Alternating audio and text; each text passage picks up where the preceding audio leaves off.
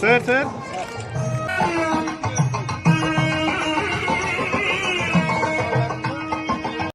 మళ్ళీ ఉపన్యాసం బహుశా ఇదే లాస్ట్ ఉపన్యాసం ఉండేది నాకు.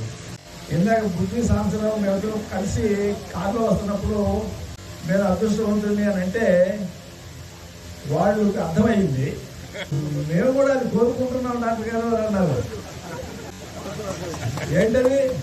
ఎలక్షన్లో నిలబడి 30 కోట్లు 20 కోట్లు ఖర్చు పెట్టుకుని జనాలతో మళ్ళీ గెలిచిన తర్వాత తిట్లు తింటాం. ఈ మధ్య చీరాల కొండయ్యని గెలిచాడు. కొండయ్య గెలిచిన తర్వాత అక్కడ ఓటర్లో ఎవరు చనిపోయారు సముద్ర స్నానానికి వెళ్ళి.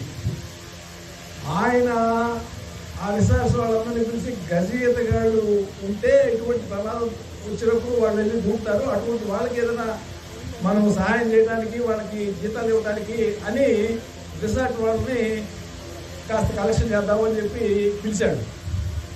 ఆయన ఒక మంచి ఉద్దేశంతో చెప్తే ఈ కొండకి వచ్చాడు రిసార్ట్స్ అంటారు కదా, అందరు కూడా డబ్బులు తీసుకుంటున్నాడు అని మొదలుపెట్టారు.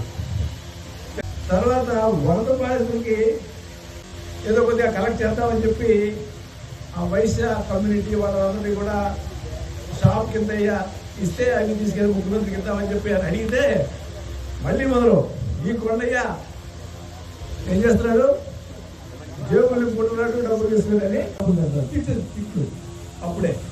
కాబట్టి అదృష్టవంతుడిని ఎందుకు ఈ జంజాల నుంచి బయటకు వచ్చాను. ఏది 20-30 కోట్లు ఖర్చు పెట్టుకున్న తర్వాత ఎలక్ట్ అయిన తర్వాత ఈ బాధలన్నీ భరించలేక నేను సంతోషంగా ఉన్నాను, నేను అదృష్టవంతుని అని చెప్పి మాట చెబుతా ఉన్నాను. నా వరకు నేను నీ చెప్పిన ఇంత ఇబ్బంది ఉంది అని ఈ రాజకీయంలో ఇలా మీకు బాహ్యత చేసినా నేను మాత్రం చాలా తృప్తిగా రిటైర్ అయ్యాను.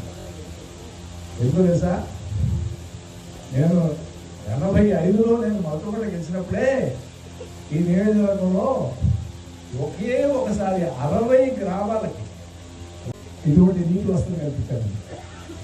ఫిల్టర్ బెడ్స్ తోటి, పంపింగ్ తోటి, రైల్స్ తోటి, సంపు తోటి కూడా చేసినవి ఇప్పటికీ అయ్యే పని చేస్తూ ఉన్నాయి. వేస్ట్గా ఉన్నటువంటి వాటిని ఈ భూములకు మళ్ళించి సాగులో తీసుకొచ్చి అనేక కుటుంబాన్ని తగ్గించారు. ఇది తృప్తి. కానీ 20 కోట్లు ఖర్చు పెట్టి ఓడిపోయినందుకు కూడా తృప్తి. అనుకుని పిల్లలతో చక్కగా జీవనం గడుపుతూ నాకు ఏది ఇష్టమైతే అది చేసుకుంటా ఉన్నాను. రేపటి నుంచి పిల్లలను తీసుకుని ప్రయాణం చేస్తున్నాను. రేపు నుంచి